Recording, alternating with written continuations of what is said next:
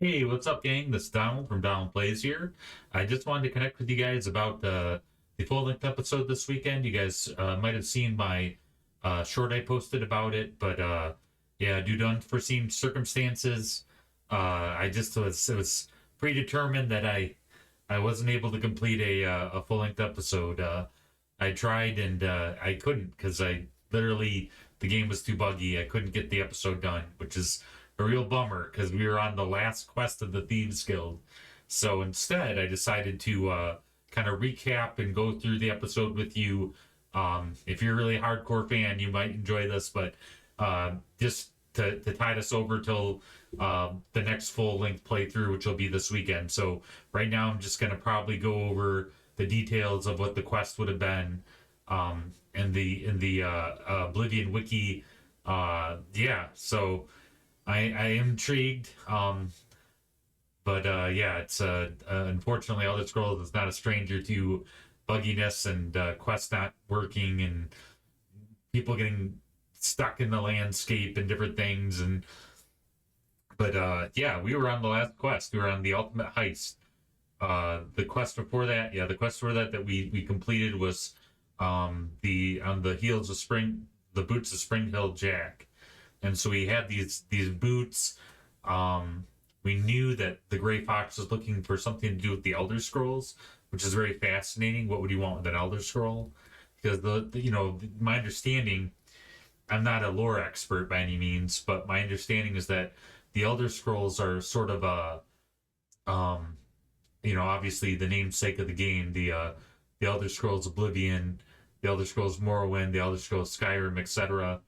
Um, they are special tomes that are written by specially trained monks that are the monks themselves go blind from writing them, and they're supposed to, from my understanding, and please correct me in the comments if I'm wrong, but like they're supposed to describe reality.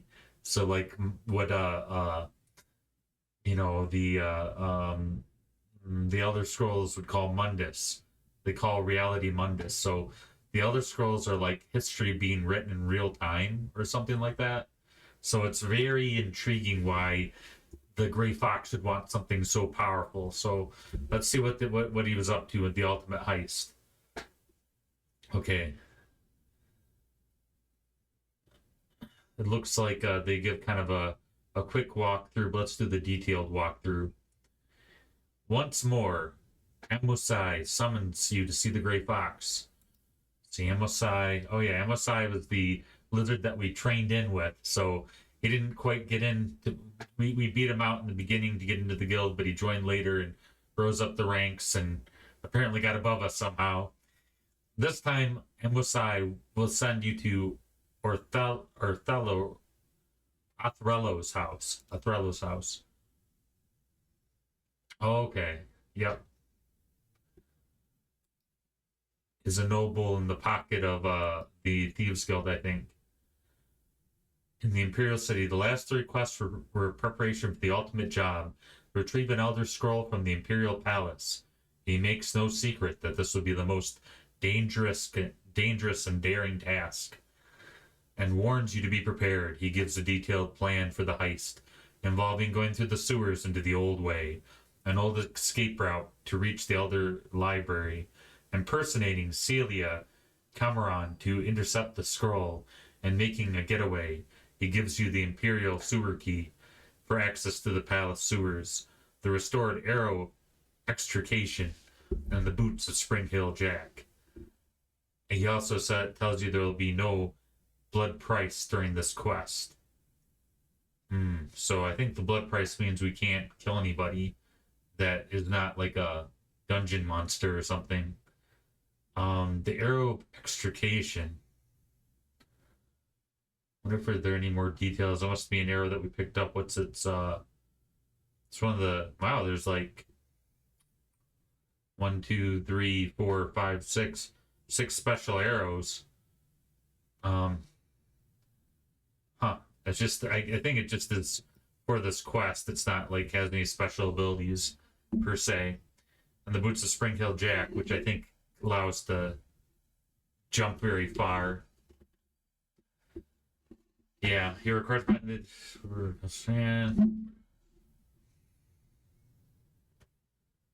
Huh. Yeah, it doesn't say. Oh, okay, yeah. Fortify acrobats, 50 points. Awesome. That'd be kind of cool to keep a. Yeah, so if we go back to the game, I think we still have the boots. So since we don't complete the quest, we can test those out. It should work regardless, I'd imagine. So we should be able to do some mad jumping. Um. Okay, so Arrow extrication and the boots of Spring Hill Jack. He also tells you that there will be no blood price during this quest. The Glass of Time. The first task, before you begin your descent into the sewers, is to sneak into the palace basement, downstairs from the elder council chambers in the palace, and activate the Glass of Time, a giant hourglass. You can also complete this task without sneaking by picking the lock, then making a beeline for the Glass of Time, if you are willing to incur a bounty. A third option is to just skip the step completely. Supposedly, activating the Glass of Time unlocks the old way, but because of minor scripting mistake, the step is actually optional. If you know where to head once you're in the sewers, yeah, so there they even highlight another scripting mistake. So yeah, I mean, like I'm not trashing the Elder Scrolls. I mean, if I were to criticize them like thoroughly on their world building, I'd have to know something about coding, and I've never coded an entire lived-in world on the scale of Oblivion, so I can't criticize them too much. But they are kind of notoriously known for having scripting areas mistakes everywhere, and I think that comes with the ambition. If you're so when you're so ambitious. But I like these older games; they're all handcrafted, like up to Skyrim was handcrafted. I think one of the first original games they messed around with some procedurally get generated things. Where I feel like, um, oh, what's the new game called? It's called like I always why am I feel is what I'm thinking of. Um, but yeah, like Starfield is all procedurally generated, so it's pretty crazy. All right, so yeah, I mean, in regards to, like I don't know, it's just not the same as handcrafting it, in my opinion. I should say. The city sewers and the old way. The main trip is lengthy dungeon crawl, so before proceeding, it is worth making sure that you have everything you will need, including enough lockpicks and a bow to fire the arrow of extrication. The game will also provide a bow in the form of a guaranteed skeleton archer enemy. Of course, you'll need to defeat it first. Once you are ready, head into the southeast tunnel. Sewer entrance from the Arboretum, beneath the Bloodworks. Okay, so the old way. It's an Aelid ruin beneath the Imperial City containing undead. Yeah, so it's so first we go through an Aelid ruin. Aelids are the Altmer, the High Elves, I believe. Um, and then we need to go into the sewers from the Arboretum, which is like a garden in the city. Interesting. And then beneath the Bloodworks, which the Bloodworks, smaller sewer under the Imperial City. Yeah, the Bloodworks is like right below, so it's right below the arena. So it sounds like there's some vampires down there that are harvesting all the bloodletting that's going on in the arena, which is kind of hilarious. Make your way past various undead creatures, including skeletons, vampires, ghosts, and wraiths. Head into the palace sewers, unlocked with the Imperial sewer key that the Grey Fox provided. Proceed through the two zones called the Old Way and on through the Lost Catacombs. At the end of the Lost Catacombs, there's a large rectangular room with a tiered upper level. On the north side of the room, there's a stairway to the upper level but there's a large gap in the stairs. Equip the boots of Springtail Jack, and you'll be able to jump over the gap. Okay, so it's kind of like a Indiana Jones, like a moment of faith moment where we just, you know, of course the boots of Springtail Jack kind of give us an edge, but on the upper level you will find 2 push blocks, one on your immediate right, which will activate the dormant dark Whiteland stones, and the Whiteland stones are these stones that are all around Skyrim. I think the dark variant is a little bit harder to find, but there we go. So we activate the dark crystal. That's really that Jim Henson movie. So yeah, and push. Then 1 push block on the other side of the room. Activate this one in order to open the gate and access the next zone, the Hall of Epochs. There's an Aelid Guardian, Timeless Defender. Okay. Yeah, he's got his high elf armor on. Yeah, the Aelids are the Altmer, the high elves, so they'd be pretty tough, pretty challenging. Be a good challenge. How do you say? Not far in, you'll come to a huge chamber with a large statue, identified as the Keyhole Pillar, flanked by 2 smaller statues. A quest update in your journal lets you know this is where you need to use the arrow of extrication. In order to fire the arrow, you need to be standing in a specific spot to open the keyhole on the pillar. The update hints that the location needs to be somewhere with a clear view of the pillar. If you start exploring the room, another quest update will let you know when you're approaching the right area. The correct location for firing the arrow is blocked by walls and locked gates. You may attempt to simply jump the gap from the ledge behind, although it will be challenging feat, even with the boots, unless you yourself have a high level of acrobatics. The intended way for you to reach the location is to lower the walls by activating a hidden push block. If you head south from the main room, you'll find a push block on the balcony. This doesn't affect the walls in the main room, but it does open a hidden door. Ooh, intriguing. Continuing past the hidden door leads to a new zone, also named the Hall of Epochs. An event or time marked by an event that begins a new period or development, a memorable event or date, an extended period of time usually characterized by distinctive development or by memorable series of events, a division of geologic time less than a period and greater than an age, an instant. Okay, it's just, yeah. So I'm just trying. Okay.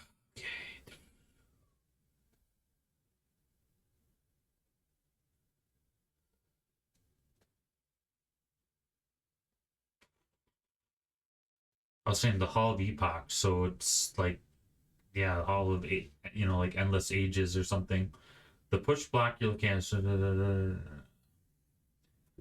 the end of the zone, returning to the main room, reveal the walls have dropped away, bring some undead, and the gates have opened. If you didn't belong along a bow, make sure to get a bow at this point. One of the 4 undead were freed is guaranteed to be an archer who carries the bow. When you stand on the pressure plate, the keyhole in the key pillar is opened up. If you step off the plate, the keyhole closes again. Only your presence on the plate triggers the keyhole, so you can't wait it and then like walk over. That's interesting. The other creatures or corpses will not be recognized, therefore you need to be standing on the plate when you fire the arrow of extrication.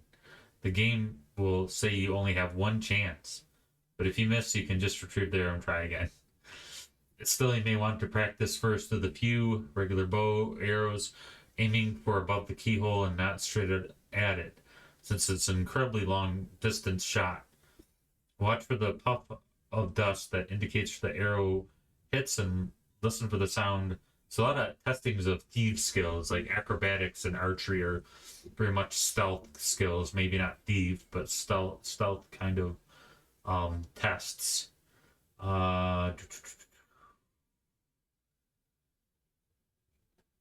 Distant shot. Watch for the puff of dust that indicates where the arrow hits, and listen for the sound of the arrow hitting its target. If you're having trouble, try aiming at the cross formed on the hilt of the statue's sword, or possibly slightly lower, where the top of the statue's hands come together. If you listen carefully, an accurate shot produces a sound of metal on metal. Metal! Even if regular arrows used. Excellent. If a message appears saying you can't fire this quest arrow now, try hotkeying the arrow extrication and then reloading a previous save. Once you've got the key into the statue, it'll lift up from the ground and reveal the door. When you're close enough, the two statues beside the door come to life as Aelid guardians. Ah, the statues of the Aelids. So one of these guys, this is statue, actually turns into a character and attacks you. They provide a challenging fight, though it's much easier to simply sneak past them. If they do not see you, simply running will not help. They'll follow you, alert all the guards in the palace to your presence. Once you're past the guardians, go down the stairs to the door and open it. You might need to remove your armor to avoid waking the guards in the next room. You emerge in the Imperial Guard quarters. Be very careful not to get caught during this part of the quest. If you are, you will not be able to make it back up to the palace and are left with no way of finishing the quest. Prepare to do some serious sneaking through the two doors. Yeah, so it sounds like, I mean, we're pretty sneaky, but I don't know if our stealth skills were that great. So I don't know if we would have done well in this area anyway. I tried to sneak a fair amount, but I can't remember what our sneak level was. But yeah, it definitely, is sounds pretty difficult. One of which is locked to the outer round corridor, although some of the doors may already be opened by the guards. One way to make this part easier, is to wait by the open statue until it is 1 a.m. Then enter while the guards are sleeping. Then go up to the level to reach the Elder Scrolls library. Sneak past the guard and enter the main core of the library. The Elder Scrolls library, huh? Ah, fancy. So this is a place inside of the Imperial Palace. Yeah, that's a pretty swanky staircase. And there's the books. It's probably the most rare tomes in Oblivion or in Tamriel, since it's the Imperial. It's probably in Tamriel that exists in the library. So pretty crazy. It looks like there's an Elder Scrolls monk guy, a moth priest, I think. So you see two corridors curving away on either side of you. Follow the right one first to come behind a seated blind moth priest. Yeah, these guys are pretty dedicated. So they basically go blind translating the Elder Scrolls tomes. It's pretty crazy. Yeah, they basically lose their sight while translating it because it's supposed to be so enlightening that it literally blows their mind in a way that causes them to go blind. It's a plague on their nervous system or something. You'll see two corridors curving away on either side of you. Follow the right one first. You'll come behind a seated blind moth priest. If you're sneaking, he won't turn. Pull a lever to his back right, and then creep back the other way, all the way around the level. You'll be facing the blind priest, and beside a door that the level is open. Go inside the library and sit down in the reading chair, not one of the benches around the side of the room. The priest, thinking you are Celia Cameron, will bring you the Elder Scroll. Take the scroll when unobserved and make your escape. You may want to use two useful shadow scrolls from the bookcase, which each provide 50% chameleon. You can't go back the way you came, but instead must head up the nearby stairs. Make your way through the Moth Priest's quarters to the Imperial Battle Mage's chambers. Sneak past the guard, Evangeline Benique, a Breton Battle Mage, the Warlock, the Mage Guild, and the High Chancellor's Octo's personal bodyguard. Interesting. Alternately, there is no blood price for killing her, but it will result in the suspension of the Mage Guild if you're a member and may alert the guards. Yeah, we are already out of the Mage Guild for killing a rogue mage that was like doing all these crazy, experiments and all this messed up stuff. So I don't think like ethics plays into like the Mage Guild as so much as you don't attack another mage. So it's kind of yeah. So yeah, we have to somehow get past her without doing her in. In the fireplace, there's a chute leading somewhere. It's a long, long jump. So you can use the boots of Springhill Jack to jump safely, but they'll be destroyed by the jump. You land safely when wearing the boots because scripted effect. That would kind of suck. If we, if we destroyed the boots of Springhill Jack. The fall is used to survive without boots by having enough acrobatics, so you'd have to also have like pretty incredible acrobatic skills, as the kids would say, skills with a Z, skills. So you kids say, right? Yeah, I'm cool. I'm jiggy or whatever. Don't quote me saying that. I'm whatever is cool nowadays. I don't know what the cool words are. I don't think sus is cool. I'm Sigma. Am I Sigma? Right? Is that what whatever cool means? Okay, but yeah, if you have enough acrobatics, you can jump across the thing, or good health, or you can have sufficient, or if you can sufficiently fortify either, it can be done with just about 40 acrobatics if you have at least around 180 health.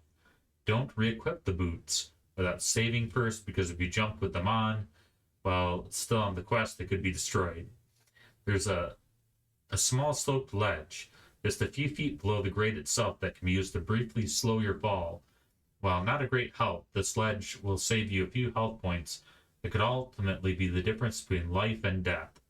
Another way to survive the fall, if you have at least 30 acrobatics and 110 health, is to equip an item which fortifies health by at least 15 and consume 2 of the Sorelli wines found in the room. Yeah, the Sorelli brothers make a potent wine, so very also has health benefits. It is recommended that you use the Sorelli brothers vintage. Even the richer vintages are the highest health potentials. The Sorelli brothers vintage 415 or 415 and the Sorelli brothers vintage. I'm not a wine snob, so I don't know. I'm supposed to pronounce these numbers. If it's the Sorelli, is it the Sorelli brothers? Is it a vintage 399 or is it a vintage 399? You tell me, you wine snobs that watch my channel. You wine snobs that watch my channel better not be Gen Z. You better, I don't want any little drunkard Gen Zers watching my content. Stay in school.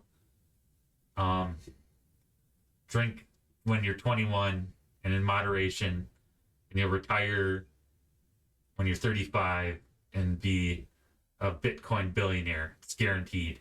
Not many things in life are guaranteed, but that's guaranteed. No, I'm just joking though. But don't be a drunk, and stay in school and learn something, get rich and retire. That's what I want for you guys. I want that for you guys because you guys are awesome and you can play video games all day. Or you could make a video game channel and you could get paid playing video games. I don't know how that I don't know how that works, but it's what I'm trying to do. So, but it's amazing. Find your niche. Go find your niche. Whatever you're interested in. An alternative to jumping is intentionally to get arrested by the guards in the Imperial Palace. You'll be sent to jail, but once released, you'll still have the Elder Scroll and can take it to the Grey Fox. Before doing this, however, you must return to the trapdoor and the guard barracks where you first entered from the Hall of Epochs. Attempting to open this trapdoor will give you the same quest update that you'd get from jumping down the chute into the fireplace. It is critical that you get this quest updated before being arrested, otherwise you'll not be able to finish the quest. No matter how you choose to do the jump, you end up back at the entrance the old way, Head back to the sewers and return to the Grey Fox with the grand prize. Okay, so the Countess of Anvil, huh? Now the Grey Fox gives you another task. Give his ring to the Countess of Anvil. He says it may cause anger or tears, and if she asks, tell her it's from a stranger. Go to Anvil and do what he says. To show her the ring, you'll have to talk to her when she is singing in the Great Hall. If you're there at night, when she sleeps, you'll have to wait until morning. The Countess recognizes it as the wedding ring of her long-lost husband, who has disappeared 10 years ago. The Grey Cowl of Nocturnal. At that moment, a man, a stranger, the Master Forger. Ah, this guy. Huh, interesting. Yeah, he was the guy that commissioned us to, he was part of our Thieves Guild quest to forge some documents, some random guy. Interesting. So he is apparently important. I'm guessing the Grey Fox stands up and approaches the throne. He makes a declaration about the Emir Dearloth being the one who stole the Cowl of Nocturnal, and says he is her husband and the Grey Fox. He received the cowl from a previous guild master, who was at the end of the line of guild masters right back to Dearloth, each one of whom inherited the curse along with the cowl, erasing them from history and the memories of everyone who knew them. Wow. So whoever wears the Cowl of Nocturnal, which is that great little goofy hoodie thing that he was always had on, it will erase, it'll use the magic to erase you from history, so people don't know who you are. So it'd be very good for like stealth, but pretty devastating for any interpersonal relationships, it feels like. So it doesn't seem like very much worth it. So I don't know why he did so, but maybe he didn't tell him. He was like, "Here, take this cowl. Bye." Like, I don't know. Let's see what it says. Along with the cowl, erase them from history and memories everyone who knew them. He was the first to realize they could use the power of the Elder Scrolls to break the curse, maybe by like rewriting history so that the cowl doesn't have that effect, or I don't know. Having done so, he is recognized by the Countess Umbernox as her husband. An imperial noble that has animal race Corvus Umbernox has not been seen in years. As her husband, on the condition that he renounces a life of crime. He gives you the cowl, thanks, and the title of Grey Fox, and tells you that the guild's hall has been restored due to the curse being lifted, and thus its history has been changed. So maybe he erased the curse, so maybe it's not that bad that we have the cowl. But, I mean, I can kind of understand, like in a way that it would be, like, and, versus having interpersonal relationships and anonymity, both probably have their pros and cons, but it seems like a pretty big con to be erased from history. When you get another entry when you hit the Imperial City. The former Grey Fox has been restored as Count Anvil, and Dearloth's home has been restored as the Thieves Guild Hall. The top floor is the Guildmaster's quarters, which can be used as a home. However, the containers in the rest of the building are not safe for storage. There's a locked room with a handful of lockpicks on the table and a security skill book upstairs, but nothing more. Armand will be available upstairs when he's not outside of the waterfront. Who's Armand? I think Armand was the guy that initiated us into the Thieves Guild. With the grand quest over, you're free to do as you like as the new guild master of the Thieves Guild. More details about the Grey Cowl of Nocturnal can be found on its page. Yeah. The Daedric artifact Grey Cowl of Nocturnal's hood is supposedly stolen from Nocturnal over 300 years ago. Whoever wears this hood takes on the identity of the Grey Fox. The wearer's fame, infinite bounty, all of those become the Grey Fox. Any crimes committed or good deeds done are attributed to the Grey Fox rather than the character wearing the hood. The cowl can be... That's kind of lame. So it's not like you're erased from history. You're just... I guess your name is, but, it doesn't give you the benefit of a complete anonymity. You're just become the Grey Fox. So it seems kind of lame. But, yeah, I don't know. The Thieves Guild... The Thieves Guild was legit. Like, it was a good quest line. I feel like Oblivion does a good job with delivering the quest lines. So yeah, I guess that's that. That's the the final heist, the end of the Thieves Guild quest line. So all we have left is the main quest. We might do a few side quests before, but we'll probably get to the main quest pretty quick. And then the Shivering Isles DLC, and we'll be kaput with the Oblivion. It's been a fun journey, the pretty amazing quests, but yeah, it went by a little too quickly, a little too fast. So we didn't really have a whole lot of time to really soak it all in. But I don't know. On the same token, it has been a while. It's been since I started. It's been a little over a year. So we're getting there. Just time flies by. All right. Well, very cool. Well, during the next quest line, we'll play the main quest, and then we'll do the Shivering Isles, and then we'll be done with Oblivion, and then it's up to you guys what I do next. So it sounds like you guys are interested in me replaying the Elder Scrolls Skyrim. There's also Morrowind. I like Morrowind, but I'm kind of nostalgic about it. It'd probably be a lot more difficult to play than Skyrim as far as game mechanics go. But at any rate, thank you guys very much for choosing to watch my channel.